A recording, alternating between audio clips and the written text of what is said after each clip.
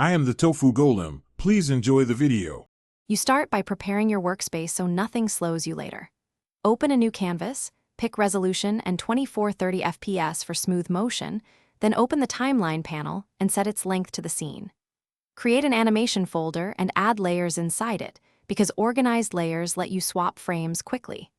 Turn on onion skin and set it to about 50% so you can see prior and next frames.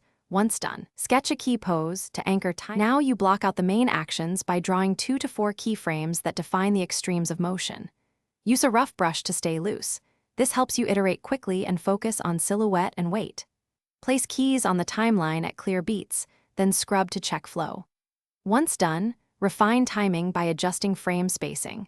Hold a key for impact or tighten intervals for snappier movement, because getting the timing right early saves hours later.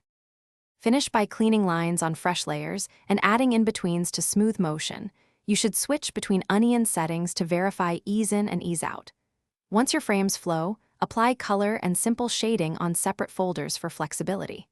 When everything reads well, convert the timeline to cell animation if needed and export.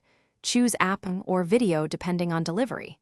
If something looks off, check frame spacing and onion opacity. That one adjustment usually reveals timing and silhouette problems.